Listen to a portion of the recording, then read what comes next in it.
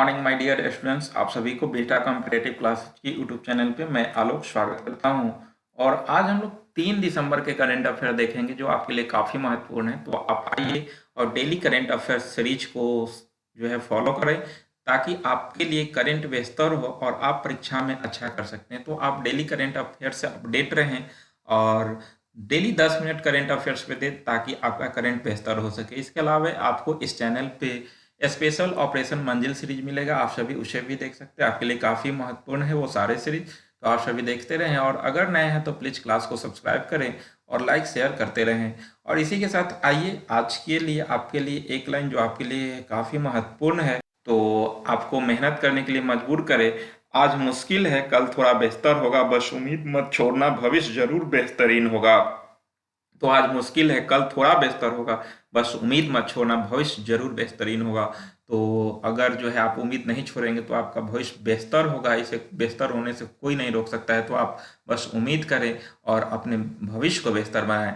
तो आइए इसी के साथ आज के जो महत्वपूर्ण प्रश्न है वैसे सारे प्रश्नों को देखते हैं। तो आज का 1 नंबर प्रश्न है कि विश्व कंप्यूटर साक्षरता दिवस कब मनाया जाता है। तो विश्व कंप्यूटर साक्षरता दिवस आपको हर वर्ष 2 दिसंबर को मनाया जाता है, ध्यान रखिएगा। और पहली बार 2001 ईस्वी में इसे मनाया गया था। तो विश्व कंप्यूटर साक्षरता दिवस हर वर्ष 2 दिसंबर को और पहली बार 2001 में मनाया गया, ध्यान रखेंगे। नेक्स्ट प्रश्न, राष्ट्रीय प्रदूषण नियंत्रण दिवस मनाया जाता है। राष्ट्रीय प्रदूषण नियंत्रण दिवस कब मनाया जाता है। तो हर वर्ष यह दिवस 2 दिसंबर को मनाई जाती है। खासकर 2 और 3 दिसंबर 1984 को भोपाल गैस त्रासदी में गंवाने वालों को याद में मनाया जाता है। यानी कि दिसंबर 1984 में भोपाल गैस त्रासदी हुआ था जिसमें मिथाइल आइसोसाइनेट गैस का रिसाव हुआ था, जिसकी वजह से बहुत लोगों की मृत्यु हो गई थी। तो उसी लोग जो भी लोग का मौत हुआ था उन्हीं के याद में हर वर्ष राष्ट्रीय प्रदूषण नियंत्रण दिवस 2 दिसंबर को मनाई जाती है, ध्यान रखेंगे। नेक्स्ट प्रश्न है, पंजाब नेशनल बैंक पीएनबी का कार्यकारी निर्देशक कौन बने। तो काफी महत्वपूर्ण है, अभी कैबिनेट ने इनकी नियुक्ति दिया है। तो पंजाब नेशनल बैंक के कार्यकारी महानिर्देशक किसे नियुक्त किया गया है। तो ध्यान रखेंगे इसकी आपका जो है पंजाब नेशनल बैंक के कार्यकारी निर्देशक बनाया गया है, आपका इसका आंसर हो जाएगा एम परमाशिवम। एम परमाशिवम को नियुक्त किया गया है, ध्यान रखेंगे, काफी महत्वपूर्ण प्रश्न है। और अगर हम बात करते हैं पंजाब नेशनल बैंक की, तो इसकी स्थापना 1894 में हुआ था। 1894 ईस्वी में इसकी स्थापना हुआ था, ध्यान रखेंगे ये भी पॉइंट को। नेक्स्ट प्रश्न है वो सी नंबर हो जाएगा, हंसराज गंगाराम अहिर। हंसराज गंगाराम अहिर को राष्ट्रीय पिछड़ा वर्ग आयोग का अध्यक्ष बनाया गया है, ध्यान रखेंगे। नेक्स्ट प्रश्न है, किस देश ने दिसंबर 2022 के लिए यूनाइटेड नेशन सिक्योरिटी काउंसिल की अध्यक्षता ग्रहण किया है, यानी कि यूएनएससी की अध्यक्षता। तो दिसंबर 2022 में यूएनएससी की अध्यक्षता भारत ग्रहण किया है, ध्यान रखिएगा, भारत इसकी अध्यक्षता ग्रहण किया है, जो कि 1 दिसंबर 2022 से इसका अध्यक्ष बना है। जबकि हम लोग देखे थे कि 1 दिसंबर 2022 को ही भारत G20 का भी अध्यक्षता ग्रहण किया है, क्योंकि इस बार भारत के अंदर ही G20 का बैठक होने वाला है, मेजबानी भारत ही कर रहा है। तो इसी तरह से इसकी 1 दिसंबर 2022 को भारत किया है।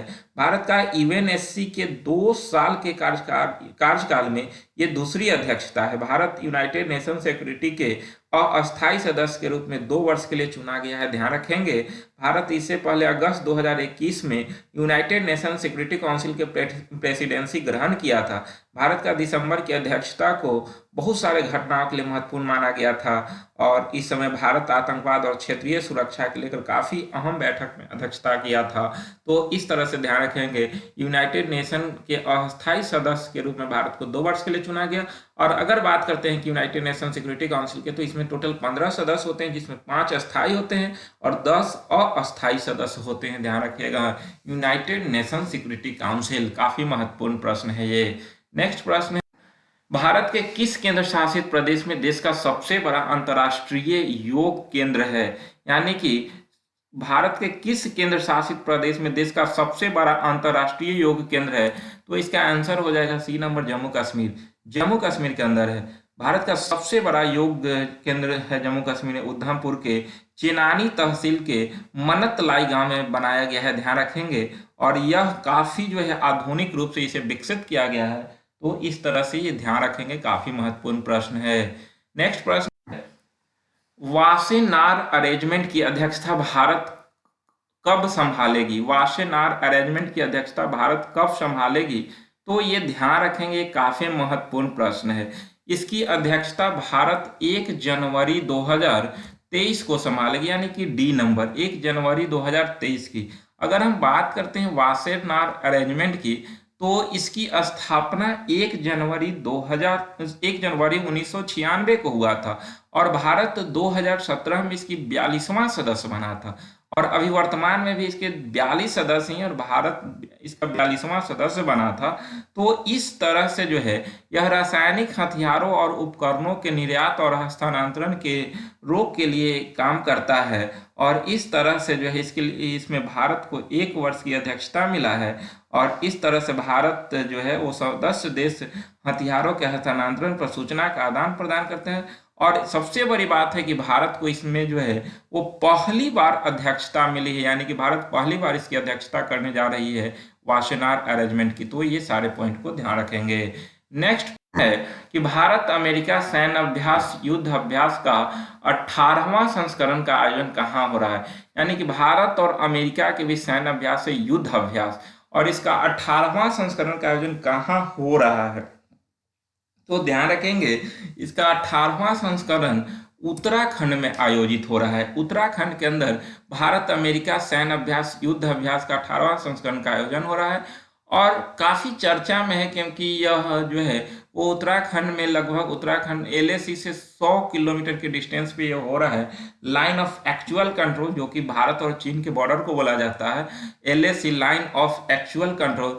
तो यहीं पे इसका अभ्यास हो रहा है, जिसके लेकर जो है चीन अपना चिंता व्यक्त किया, कहा कि जो है वो भारत और चीन के बीच जो वार्ता हुआ है उसके विपरीत ये अभ्यास हो रहा है। तो काफी चर्चा में आया है युद्ध अभ्यास, ध्यान रखेंगे। यानी कि युद्ध अभ्यास किसके बीच सैन्य अभ्यास है? तो ये भारत और अमेरिका का सैन्य अभ्यास है और ये 18वां संस्करण इसका हो रहा है कहाँ पर? तो उत्तराखंड में आयोजित हो रहा है, ध्यान रखेंगे। तो इस तरह से आज के 8 काफी महत्वपूर्ण प्रश्न थे आपके लिए, आप सभी इसे देखें। और मैं बार बार कहता हूं कि आप सभी अगर पीछे के वीडियो नहीं देखते हैं तो उसे भी आपको फुर्सत मिले तो आप रिवाइज करते रहें। इसके अलावा आपको डेली रविवार को वीकली करंट अफेयर्स क्लासेस जाता है, तो आप सभी उसे देखकर भी अपने तैयारी को और रिकॉल कर सकते हैं। तो आप बिल्कुल सारे वीडियो को फॉलो करें, इससे आपका तैयारी काफ़ी बेहतर होगा। और जो आप 2-4 नंबर से एग्जाम में छूटते हैं, आपका मेरिट नहीं बन पाती है, तो वो आपका आसानी से बन जाएगा और आप अंततः जो है वो अपने लक्ष्य को हासिल कर लेंगे। तो इस तरह से जो है वो आप अपना तैयारी करते रहें और अपने लक्ष्य को हासिल करें। तो मेरा साथ है आपके साथ, तो जो है इस तरह से आप आगे बढ़िए कि आपको बीच में कोई बाधक न हो और अंततः आप सफल हो जाएं। तो इस प्रकार आप मेहनत करें। अगर आप मेहनत करते हैं तो आपको कोई नहीं रोक सकता है, क्योंकि आपके अंदर वो शक्ति है। अगर आप अपने शक्ति को पहचान लेंगे तो आपको अपने लक्ष्य को हासिल करने में बीच में कोई बाधक नहीं होगा और अंततः आप अपने लक्ष्य तक पहुंच जाएंगे। तो बिल्कुल आप अपने मेहनत को पहचानें, अपने आप को पहचानें और अंततः आप सफल हो जाएं। तो इस तरह से आज के 8 प्रश्न। लेकिन आगे ये सवाल हमारा जवाब आपका में सवाल था, मूल संविधान में कितने मूल कर्तव्य होते हैं? तो बहुत लोगों ने बहुत अच्छा आंसर किया। 11 मूल कर्तव्य होते हैं मूल संविधान में कितने मूल कर्तव्य हैं?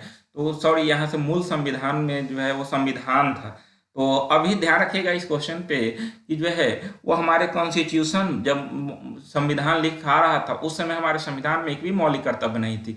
पहली बार 42वां अमेंडमेंट हुआ था, तो उस समय एक 10 मौलिक कर्तव्य को जोड़ा गया था, जो कि स्वर्ण सिंह समिति की सिफारिश पे जोड़ा गया था। और फिर 86वां संविधान संशोधन के तहत जो है एक और मौलिक कर्तव्य को जोड़ा गया। तो इस तरह से वर्तमान में 11 मौलिक कर्तव्य हैं, लेकिन मूल संविधान में एक भी मौलिक कर्तव्य नहीं थी। ध्यान रखिएगा, मूल संविधान में एक भी मौलिक कर्तव्य नहीं थी, लेकिन वर्तमान में मौलिक कर्तव्यों की संख्या 11 है। पहली बार 42वां अमेंडमेंट में 10 मौलिक कर्तव्य का जिक्र किया गया था, ध्यान रखेंगे। और वही अभी मौलिक अधिकार की बात करते हैं तो मौलिक अधिकार अभी वर्तमान में 6 हैं, लेकिन मूल संविधान में 7 थे। संपत्ति के अधिकार को हटाकर जो है वो आपका कानूनी अधिकार बना दिया गया था 44वां अमेंडमेंट के तहत। अब उसे 300 क में डालकर एक कानूनी अधिकार बनाया गया है।